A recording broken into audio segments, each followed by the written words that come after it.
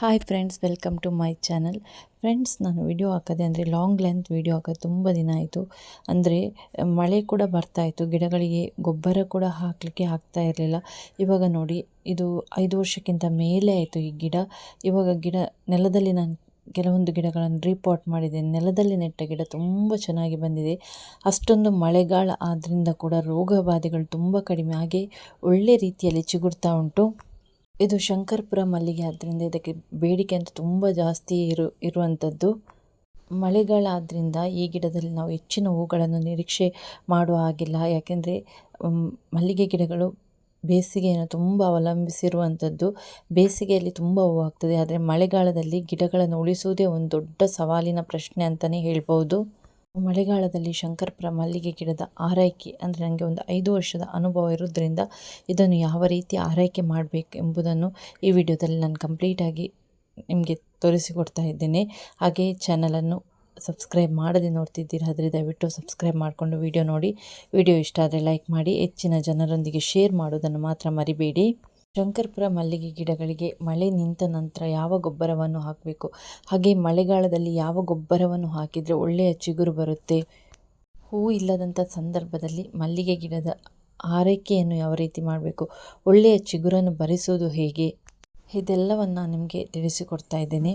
ಮೊದಲೇ ಮಳೆಗಾಲ ಆದ್ದರಿಂದ ಎಲ್ಲಿಯೂ ಕೂಡ ನಾವು ನೀರು ನಿಲ್ಲದಂತೆ ಜಾಗ್ರತೆಯನ್ನು ವಹಿಸಿಕೊಳ್ಬೇಕು. ಅದರಲ್ಲಿ ಮುಖ್ಯವಾಗಿ ಪಾಟ್ನಲ್ಲಿ ಯಾವುದೇ ಕಾರಣಕ್ಕೂ ನೀರು ನಿಲ್ಲದಂತೆ ಜಾಗ್ರತೆ ವಹಿಸಬೇಕು. ಅದೇ ರೀತಿಯಾಗಿ ನಾವು ನೆಲದಲ್ಲಿ ಏನು ನೆಟ್ಟಿರ್ತೇವೆ ನೋಡಿ, ಅಲ್ಲಿ ಕೂಡ ನೀರು ನಿಲ್ಲಬಾರ್ದು. ನೀರು ನಿಂತರೆ ಗಿಡ ಹಾಳಾಗುತ್ತೆ, ಗಿಡ ಸತ್ತೋಗುತ್ತೆ. ಹಾಗೆ ಬೇರುಕೊಳೆ ರೋಗ, ಇಂಥದ್ದು ತುಂಬ ರೋಗಗಳು ಗಿಡದಲ್ಲಿ ಕಾಣಿಸ್ಕೊಳ್ಳಿಕ್ಕೆ ಸ್ಟಾರ್ಟ್ ಆಗುತ್ತೆ. ಮತ್ತು ಗಿಡವನ್ನು ಟ್ರಿಮ್ಮಿಂಗ್ ಮಾಡಬೇಕು.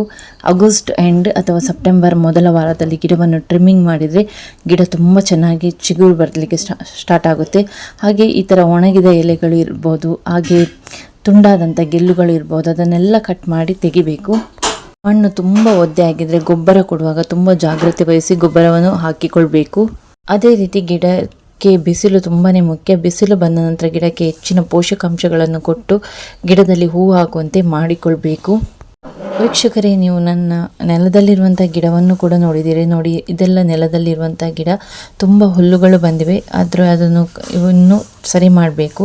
ಇವಾಗ ಇದು ಪಾಟಲ್ಲಿರುವಂಥ ಗಿಡ. ನೆಲ ಮತ್ತು ಪಾಟ್ಗೆ ಕಂಪೇರ್ ಮಾಡಿದರೆ ನೆಲದಲ್ಲಿ ಗಿಡದ ಬೆಳವಣಿಗೆ ಚೆನ್ನಾಗಿ ಆಗ್ತದೆ. ಆದರೆ ಹೂವಿನ ವಿಷಯಕ್ಕೆ ಬಂದರೆ ಪಾಟಲ್ಲಿ ನೆಟ್ಟಂಥ ಗಿಡದಲ್ಲಿ ತುಂಬ ಹೂಗಳಾಗ್ತದೆ ನೆಲಕ್ಕೆ ಕಂಪೇರ್ ಮಾಡಿದರೆ. ಬಟ್ ಗಿಡಗಳು ತುಂಬ ಹಾಳಾಗುವಂಥ ಸ್ಥಿತಿ ಕೂಡ ಪಾಟ್ನಲ್ಲಿ ಎದುರಾಗ್ಬೋದು. ಆದರೆ ನನ್ನ ನೆಲದಲ್ಲಿ ನೆಟ್ಟ ಮಲ್ಲಿಗೆಯಲ್ಲಿ ಸ್ವಲ್ಪ ರೋಗ ಬಾಧೆಗಳೆಲ್ಲ ಕಡಿಮೆ ಅಂತಲೇ ಹೇಳ್ಬೋದು. ನೋಡಿ, ಇದು ಮಳೆಗಾಲದಲ್ಲಿ ತೆಗೆದಂಥ ವಿಡಿಯೋ. ಈ ಗಿಡದ್ದು ಸ್ವಲ್ಪ ಹೂವು ಹಾಕ್ತಾ ಉಂಟು ನೆಲದಲ್ಲಿ ಇರುವಂಥ ಗಿಡದಲ್ಲಿ, ಅಂದರೆ ತುಂಬ ಅಲ್ಲ. ಅದೇ ರೀತಿಯಾಗಿ ನೀವು ನೋಡ್ಬೋದು, ಇದರಲ್ಲಿ ಎಲೆಗಳಲ್ಲಿ ಅಷ್ಟೊಂದು ರೋಗ ಬಾಧೆಗಳಿಲ್ಲ. ಅದೇ ಪಾಟ್ನಲ್ಲಿರುವಂಥ ಗಿಡದ ಎಲೆಗಳಲ್ಲಿ ತುಂಬ ಎಲೆ ಹಳದಿಯಾಗಿದೆ, ಅದರಲ್ಲಿ ಸ್ವಲ್ಪ ಚಿಗುರು ಕೂಡ ಕಡಿಮೆ. ಈ ಗಿಡ ಚೆನ್ನಾಗಿ ಚಿಗುರ್ತಾ ಉಂಟು, ಆದರೆ ಹೂವು ಸ್ವಲ್ಪ ಅಷ್ಟೇನು ಇಲ್ಲ ಅಂತಲೇ ಹೇಳ್ಬೋದು. ನೀವೇನಾದರೂ ಮಲ್ಲಿಗೆ ಗಿಡವನ್ನು ಪಾಟ್ನಲ್ಲೇ ಬೆಳೆಸಬೇಕು ಅಂತ ಇದ್ದರೆ 18 ಇಂಚಿನ ಪಾಟನ್ನು ತೆಗೆದುಕೊಳ್ಬೇಕು. 20 ಇಂಚಿನ ಪಾಟ್ ಆದರೂ ಪರವಾಗಿಲ್ಲ, ಆದರೆ ಅದಕ್ಕಿಂತ ಸಣ್ಣ ಪಾಟನ್ನು ನೀವು ತೆಗೆದುಕೊಂಡ್ರೆ ಗಿಡ ಬೆಳವಣಿಗೆ ಹೊಂದುವಾಗ ಅದಕ್ಕೆ ಬೇರುಗಳು ಹೋಗಲಿಕ್ಕೆ ಸರಿಯಾದಂಥ ಜಾಗಗಳು ಸಿಗದೇ ಇರ್ಬೋದು. ಹಾಗಾಗಿ ನೀವು ಗಿಡದ ಆಯ್ಕೆಗಿಂತಲೂ ಅದರ ಪಾಟಿನ ಆಯ್ಕೆ ತುಂಬಾ ಪ್ರಾಮುಖ್ಯವನ್ನು ವಹಿಸುವಂಥದ್ದು. ಮತ್ತು ನೋಡಿ, ನಾನಿವಾಗ ಒಂದು ಗಿಡವನ್ನು ಟ್ರಿಮ್ಮಿಂಗ್ ಮಾಡ್ತಾ ಇದ್ದೇನೆ.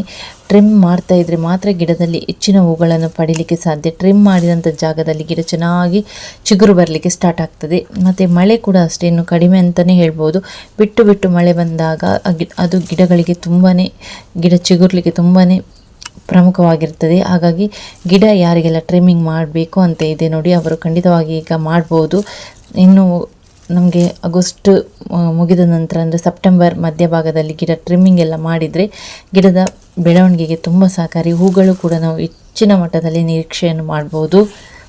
ಮಳೆಗಾಲ ಮುಗಿದ ನಂತರ ಗಿಡಗಳಿಗೆ ಸುಣ್ಣವನ್ನು ಹಾಕಲೇಬೇಕು. ಸ್ವಲ್ಪ ಬುಡವನ್ನು ಬಿಡಿಸಿ ಗಿಡಗಳಿಗೆ ಸುಣ್ಣ ಹಾಕಬೇಕು. ಇವಾಗ ನಾನು ಗಿಡ ಟ್ರಿಮ್ಮಿಂಗ್ ಮಾಡಿದ ನಂತರ ಇದಕ್ಕೆ ಸ್ಪ್ರೇಯನ್ನು ಹಾಕ್ಕೊಳ್ಬೇಕು. ಬ್ಲೂಕಾಫ್ 50 ಫಂಗಿಸೈಡ್ ಸ್ಪ್ರೇಯನ್ನು ಹಾಕ್ಕೊಳ್ಬೇಕು. ಆಗ ಇದರಲ್ಲಿ ಇರುವಂತಹ ಹಳದಿ ರೋಗಗಳು ಕಂಪ್ಲೀಟಾಗಿ ಹೋಗ್ತದೆ. ಅದೇ ರೀತಿಯಾಗಿ ಏನು ಗೆಲ್ಲುಗಳು ಸಾಯುವಂಥ ರೋಗಗಳು ಬರ್ತದೆ ನೋಡಿ, ಅದು ಕೂಡ ಕಡಿಮೆ ಆಗುತ್ತೆ. ಮೊದಲಿಗೆ ಹಾಕುವಂಥದ್ದು ಸ್ಪ್ರೇಯನ್ನು ಹಾಕ್ಕೊಳ್ಬೇಕು. ಸ್ಪ್ರೇ ಎಲ್ಲ ಹಾಕಿ 1 ವಾರದ ನಂತರ ಗಿಡಗಳಿಗೆ ಸುಣ್ಣವನ್ನು ಕೊಡಬೇಕು. ಸುಣ್ಣ ಹಾಕಿ 1 ವಾರದ ನಂತರ ಏನು ಗೊಬ್ಬರವನ್ನು ಕೊಡಬೇಕಂತಿದ್ದೇವೆ ನೋಡಿ, ಅದನ್ನು ಹಾಕಿದರೆ ಗಿಡದಲ್ಲಿ ಹೆಚ್ಚಿನ ಇಳುವರಿ ನಿರೀಕ್ಷೆಯನ್ನು ಮಾಡ್ಬೋದು. ಅದೇ ರೀತಿಯಾಗಿ ಗಿಡ ತುಂಬ ಚೆನ್ನಾಗಿ ಚಿಗುರು ಬರ್ತದೆ. ನಾನು ಹೇಳಿದಂಥ ಈ ಮೆಥಡನ್ನು ನೀವು ಫಾಲೋ ಮಾಡಿ ನೋಡಿ, ಖಂಡಿತವಾಗಿ ಗಿಡದಲ್ಲಿ ಒಳ್ಳೆಯ ಬೆಳವಣಿಗೆ ಆಗಿ ಹೂ ಕೂಡ ಜಾಸ್ತಿ ಆಗುತ್ತೆ. ಸುಣ್ಣ ಕೊಟ್ಟ ನಂತರ ನೀವು ಗೊಬ್ಬರವಾಗಿ ಅನ್ನಪೂರ್ಣವನ್ನು ಹಾಕ್ಕೊಳ್ಬೋದು ಅಥವಾ ಅರಮೆಲ ಗೊಬ್ಬರವನ್ನು ಹಾಕ್ಕೊಳ್ಬೋದು. ಯಾವುದೇ ರೀತಿಯಾದಂಥ ಗೊಬ್ಬರವನ್ನು ಹಾಕ್ಕೊಳ್ಬೋದು. ಆದರೆ ಜೀವಾಮೃತವನ್ನು ಮಾತ್ರ ಹಾಕಲಿಕ್ಕೆ ಹೋಗಬೇಡಿ. ಜೀವಾಮೃತ ಕೊಡುವಾಗ ಯಾವುದೇ ಕಾರಣಕ್ಕೂ ಮಳೆ ಎಲ್ಲ ಬಂದರೆ ಗಿಡ ಅಲ್ಲಿಯೇ ಕುಳಿತು ಹಾಳಾಗುತ್ತೆ. ಹಾಗಾಗಿ ಜೀವಾಮೃತ ಸ್ವಲ್ಪ ಬಿಸಿಲು ಇದ್ದಾಗ ಕೊಟ್ಟರೆ ತುಂಬ ಒಳ್ಳೆಯದು. ಜೀವಾಮೃತಕ್ಕೆ ನಾವು ಸಾಮಾನ್ಯವಾಗಿ ಗೋಮೂತ್ರ, ಬೆಲ್ಲ, ಕಡಲೆ ಹಿಟ್ಟು ಅಥವಾ ನೆಲಗಡಲೆ ಹಿಂಡಿ ಇದನ್ನೆಲ್ಲ ನಾವು ಬಳಸಿ ಜೀವಾಮೃತವನ್ನು ಮಾಡ್ತೀವಿ. ಅದನ್ನು ಕೊಳೆಯಿಸಿ 4 ದಿವಸ ಇಟ್ಟು ನಂತರ ಗಿಡಗಳಿಗೆ ಹಾಕುವಂಥದ್ದು. ಇದನ್ನು ನಾವು ಮಳೆಗಾಲಕ್ಕೆ ಕೊಟ್ಟರೆ ಏನಾಗ್ತದೆ ಅಂದರೆ ಅದು ಸರಿಯಾಗಿ ಕೊಳೆತಿರುವುದಿಲ್ಲ ಮತ್ತು ಮಳೆ ನೀರು ಬಿದ್ದು ಉಂಟಲ್ವ, ಅದರಲ್ಲಿ ಹುಳಗಳಾಗ್ತದೆ. ಹುಳಗಳಾದರೆ ಗಿಡಗಳಿಗೆ ತುಂಬ ಎಫೆಕ್ಟನ್ನು ಕೊಡ್ತದೆ. ಆ ಹುಳಗಳು ಮತ್ತು ಗಿಡದಲ್ಲಿ ಕೂಡ ಆಗ್ತದೆ. ಹಾಗಾಗಿ ಮಳೆಗಾಲದಲ್ಲಿ ನಾವು ಜೀವಾಮೃತಕ್ಕೆ ಹಾಕಬಾರ್ದು. ಜೀವಾಮೃತ ಹಾಕಿದರೆ ತುಂಬ ಹುಳಗಳಾಗುತ್ತೆ ಅನ್ನುವ ಕಾರಣಕ್ಕೆ ನಾನು ಸಜೆಸ್ಟ್ ಮಾಡೋದಿಲ್ಲ ಮಳೆಗಾಲದಲ್ಲಿ ಜೀವಾಮೃತ ಹಾಕಿ ಅಂತ ಹೇಳಿ. ಅದರ ಬದಲು ನೀವು ಬೇರೆ ಗೊಬ್ಬರಗಳನ್ನೆಲ್ಲ ಕೊಡ್ಬೋದು. ಅಂದರೆ ಬೂದಿಯನ್ನು ಕೊಡ್ಬೋದು. ಬೂದಿ ತುಂಬ ಒಳ್ಳೆಯದು. ಗಿಡದಲ್ಲಿ ಬರುವಂಥ ರೋಗ ಬಾಧೆಗಳು ಕಮ್ಮಿ ಆಗ್ತದೆ ಬೂದಿಯಲ್ಲಿ.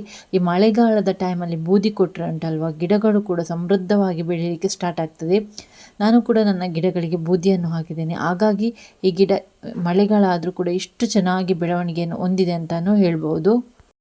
ಮತ್ತು ಒಣಸೆಗಣಿಯನ್ನು ಕೂಡ ಹಾಕ್ಕೊಳ್ಬೋದು. ಅಂದರೆ ಒಣಸೆಗಣಿಯನ್ನು ನಾವು ಬೇಸಿಗೆ ಕಾಲದಲ್ಲಿಯೇ ಹೊತ್ತಿಸಿ ಎಲ್ಲ ಅದರ ಬೂದಿಯನ್ನು ರೆಡಿ ಮಾಡಿಟ್ಕೊಳ್ಬೇಕು. ಅದನ್ನು ನೀವು ಮಳೆಗಾಲ ಬರುವಾಗ ಗಿಡದ ಬುಡಕ್ಕೆಲ್ಲ ಬೂದಿಯನ್ನು ಸಿಂಪಡಣೆ ಮಾಡ್ಕೊಳ್ಬೋದು. ಅದರಿಂದ ಕೂಡ ನಾವು ಹೆಚ್ಚಿನ ಇಳುವರಿಯನ್ನು ಪಡೆಯಲು ಸಾಧ್ಯ. ಗಿಡ ಕೂಡ ಒಳ್ಳೆಯ ರೀತಿಯಲ್ಲಿ ಬೆಳವಣಿಗೆಯನ್ನು ಹೊಂದುತ್ತದೆ. ಇದೆಲ್ಲ ನಾವು ಮಳೆಗಾಲದಲ್ಲಿ ಬಳಸುವಂಥ ಗೊಬ್ಬರಗಳು. ಅಂದರೆ ರಾಸಾಯನಿಕ ಗೊಬ್ಬರಗಳನ್ನೇ ಬಳಸಬೇಕು ಅಂತ ಇಲ್ಲ. ಮನೆಯಲ್ಲಿ ಸಿಗುವಂತಹ ಬೂದಿಯನ್ನು ಕೂಡ ಬಳಸ್ಬೋದು. ಇದರಿಂದ ಕೂಡ ಗಿಡ ಚೆನ್ನಾಗಿ ಚಿಗುರಲಿಕ್ಕೆ ಸಹಕಾರಿಯಾಗ್ತದೆ. ಅಷ್ಟು ಮಾತ್ರ ಅಲ್ಲದೆ ಆ ಬೂದಿಯನ್ನು ಎಲೆಗಳಿಗೆ ಕೂಡ ಸಿಂಪಡಣೆಯನ್ನು ಮಾಡ್ಕೊಳ್ಬೋದು. ಅದು ನೀರು ಬಿದ್ದಾಗ ಉಂಟಲ್ವ, ಆ ಬೂದಿ ಗಿಡದಲ್ಲಿ ಚೆನ್ನಾಗಿ ಅಂಟಿಕೊಳ್ತದೆ ಮತ್ತು ರೋಗಗಳು ಬರೋದು ಕೂಡ ಅದು ತಡೀತದೆ. ನೀವು ಸೆಗಣಿಯಿಂದ ಬೂದಿ ಮಾಡ್ತೇನೆ ಅಂತ ಹೇಳಿದರೆ ಅದನ್ನು ನೀವು ಬೇಸಿಗೆ ಕಾಲದಲ್ಲಿ ಮಾಡಿಟ್ಕೊಂಡಿರಬೇಕು. ಇವತ್ತು ಮಾಡಿ ನಾಳೆ ಹಾಕಲಿಕ್ಕೆ ಆಗೋದಿಲ್ಲ ಬೂದಿಯನ್ನು.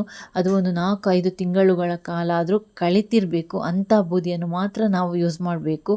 ಇಲ್ಲಾದರೆ ಹಸಿ ಬೂದಿಯನ್ನು ನಾವು ಬಳಸಿದರೆ ಗಿಡಗಳಿಗೆ ತುಂಬ ಡ್ಯಾಮೇಜನ್ನು ತಂದುಕೊಡುವಂಥದ್ದು. ಜೀವಾಮೃತ, ಕೆಲವರಿಗೆ ಡೌಟ್ ಇರ್ಬೋದು, ಜೀವಾಮೃತ ಹೊರಗಡೆ ಏನಾದರೂ ಸಿಗುತ್ತಾ ಅಂತ. ಖಂಡಿತವಾಗಿ ಅದು ಹೊರಗಡೆ ಸಿಗುವಂಥದ್ದಲ್ಲ, ನಾವು ಮನೆಯಲ್ಲೇ ಪ್ರಿಪೇರ್ ಮಾಡುವಂಥದ್ದು. ಜೀವಾಮೃತಕ್ಕೆ ನೀವು ಬೆಲ್ಲ, ಸೆಗಣಿ, ಅನಂತರ ಕಡಲೆ ಹಿಂಡಿ ಇದನ್ನೆಲ್ಲ ಯೂಸ್ ಮಾಡಿ ನೀವು ಜೀವಾಮೃತ ಮಾಡ್ಬೋದು. ಅದು ಹೊರಗಡೆ ಸಿಗುವಂಥದ್ದಲ್ಲ, ಮನೆಯಲ್ಲೇ ಪ್ರಿಪೇರ್ ಮಾಡುವಂಥದ್ದು. ಗಿಡದ ಪ್ರೂನಿಂಗನ್ನು ಮಾಡಲೇಬೇಕು. ಆವಾಗ ಮಾತ್ರ ಗಿಡದಲ್ಲಿ ಹೊಸ ಚಿಗುರನ್ನು ನಾವು ತರಲಿಕ್ಕೆ ಆಗುವಂಥದ್ದು. ಅದು ಆಗಸ್ಟ್ ಎಂಡ್ ಅಥವಾ ಸೆಪ್ಟೆಂಬರ್ ಮೊದಲನೇ ವಾರದಲ್ಲಿ ನೀವು ಪ್ರೂನಿಂಗ್ ಕೆಲಸವನ್ನು ಮುಗಿಸಲೇಬೇಕು. ಮತ್ತಿಲ್ಲದ್ರೆ ಲೇಟ್ ಆದರೆ ಗಿಡ ಚಿಗುರಲಿಕ್ಕೆ ಲೇಟ್ ಆಗ್ತದೆ ಮತ್ತು ಹೂವನ್ನು ಪಡೆಯೋದು ಕೂಡ ಲೇಟ್ ಆಗ್ತದೆ. ಹಾಗಾಗಿ ಆದಷ್ಟು ನೀವು ಆಗಸ್ಟ್ ಎಂಡ್ ಸೆಪ್ಟೆಂಬರ್ ಮೊದಲನೇ ವಾರದಲ್ಲಿ ಈ ಪ್ರೂನಿಂಗ್ ಅನ್ನುವ ಕೆಲಸವನ್ನು ಮಾಡಿ ಮುಗಿಸಲೇಬೇಕು. ಎಷ್ಟು ಗಿಡ ಇದ್ದರೂ ಕೂಡ ಅಷ್ಟೇ, ನೀವು ಪ್ರೂನಿಂಗನ್ನು ಮಾಡಲೇಬೇಕು. ಇಲ್ಲದ್ರೆ ಗಿಡ ಒಂದು ಉದ್ದಕ್ಕೆ ಬೆಳೀತದೆ, ಅದರಲ್ಲಿ ಹೂಗಳು ಆಗೋದಿಲ್ಲ, ಅದರಲ್ಲಿ ಎಲೆಗಳೇ ತುಂಬಿರ್ತದೆ. ನಾವು ಸಮಯಕ್ಕೆ ಸರಿಯಾಗಿ ಗಿಡವನ್ನು ಕಟ್ ಮಾಡಿದರೆ ಮಾತ್ರ ಗಿಡದಲ್ಲಿ ಹೊಸ ಚಿಗುರು ಬರುತ್ತೆ. ಹಾಗೆ ತುಂಬ ಹೆಚ್ಚಿನ ಹೂಗಳನ್ನು ನಾವು ಪಡೆಯಲು ಸಾಧ್ಯ. ಗಿಡವನ್ನು ಟ್ರಿಮ್ ಮಾಡುವಾಗಲೂ ಅಷ್ಟೇ ಉದ್ದುದ್ದ ಬೆಳೆದಂತಹ ರೆಂಬೆ ಕೊಂಬೆಗಳನ್ನು ಕಟ್ ಮಾಡಬೇಕು. ಮತ್ತು ಕೇರೆ ಬಳ್ಳಿಯನ್ನು ಇದ್ದರೂ ಕೂಡ ಅದನ್ನು ಕೂಡ ಕಟ್ ಮಾಡಬೇಕು. ಅದರಲ್ಲಿ ಬೇಗನೆ ಹೊಸ ಚಿಗುರು ಬರುತ್ತೆ. ಆದಷ್ಟು ಗಿಡವನ್ನು ಸ್ವಲ್ಪ ಟ್ರಿಮ್ ಆಗಿ ಮಾಡ್ಕೊಳ್ಳಿ, ಆಗ ಮಾತ್ರ ನಿಮಗೆ ಹೆಚ್ಚಿನ ಇಳುವರಿ ಆ ಗಿಡದಲ್ಲಿ ಸಿಗುವಂಥದ್ದು. ಆನಂತರ ಗಿಡಗಳಿಗೆ ನೀವು ಟ್ರಿಮ್ ಮಾಡಿದ ತಕ್ಷಣ ಬ್ಲೂಕಾಪ್ 50 ಫಂಗಿಸೈಡ್ಸನ್ನು ಹಾಕಲೇಬೇಕು, ಸ್ಪ್ರೇಯನ್ನು ಕೊಡಲೇಬೇಕು. ಆಗ ಮಾತ್ರ ಬರುವಂಥ ಆ ಗಿಡದ ಎಲೆಗಳು ಚೆನ್ನಾಗಿ ಬರ್ತದೆ. ಇಲ್ಲದ್ರೆ ಅದರಲ್ಲಿ ಕೂಡ ರೋಗ ಬಾಧೆಗಳು ಜಾಸ್ತಿಯಾಗಿ ಕಾಣಿಸ್ಕೊಳ್ತದೆ. ಹಾಗಾಗಿ ಗಿಡವನ್ನು ಕಟ್ ಮಾಡಿದ ತಕ್ಷಣ ಅದಕ್ಕೆ ಬ್ಲೂಕಾಪ್ 50 ಫಂಗಿಸೈಡನ್ನು ಕೊಡಿ. ಇದು ತುಂಬ ಒಳ್ಳೆಯದು ಗಿಡಗಳಿಗೆ. ಇದನ್ನು ವರ್ಷದಲ್ಲಿ 1 ಬಾರಿ ಪ್ರೂನಿಂಗ್ ಮಾಡಿದ ತಕ್ಷಣ ಕೊಟ್ಟರೆ ಗಿಡ ಕೂಡ ಚೆನ್ನಾಗಿ ಬರ್ತದೆ. ಇನ್ನು ಗೆಲ್ಲು ಸಾಯುವ ರೋಗ ಇರ್ತದೆ ನೋಡಿ, ಅದು ಕೂಡ ಕಡಿಮೆ ಆಗ್ತದೆ. ಗಿಡ ಹಳದಿ ಆಗುವ ರೋಗ ಎಲ್ಲವೂ ಒಂದೇ ಈ ಮದ್ದಿನಲ್ಲಿ ಇರುವಂಥದ್ದು. ಪ್ರೂನಿಂಗ್ ಮಾಡಿ ಗಿಡ ಚಿಗುರಲು ಒಂದು 20-25 ದಿನ ಆದರೂ ಬೇಕು. ಆನಂತರ ಗಿಡ ಚಿಗುರ್ಲಿಕ್ಕೆ ಸ್ಟಾರ್ಟ್ ಆಗ್ತದೆ. ಗಿಡ ಚಿಗುರಿದ ನಂತರ ಅದರಲ್ಲಿ ಮೊಗ್ಗೆಗಳು ಬರ್ತದೆ. ಆನಂತರ ನೀವು ಹೆಚ್ಚಿನ ಇಳುವರಿಯನ್ನು ಆ ಗಿಡದಲ್ಲಿ ಪಡೆದುಕೊಳ್ಬೋದು. ಎಲ್ಲದಕ್ಕೂ ಮುಖ್ಯವಾಗಿ ಬಿಸಿಲು ತುಂಬ ಮುಖ್ಯ. ಮಲ್ಲಿಗೆ ಗಿಡಕ್ಕೆ ಬಿಸಿಲು ತುಂಬಾ ಅವಶ್ಯಕವಿರೋದ್ರಿಂದ ಬಿಸಿಲು ಬೀಳುವ ಜಾಗದಲ್ಲಿಯೇ ಗಿಡಗಳನ್ನು ನೆಡಿ. ಬೆಳಿಗ್ಗೆಯಿಂದ ಸಂಜೆ ತನಕ ಬಿಸಿಲು ಬಿದ್ದಂಥ ಜಾಗದಲ್ಲಿ ಮಲ್ಲಿಗೆ ಗಿಡಗಳು ಹೆಚ್ಚಿನ ಇಳುವರಿಯನ್ನು ಕೊಡುವಂಥದ್ದು.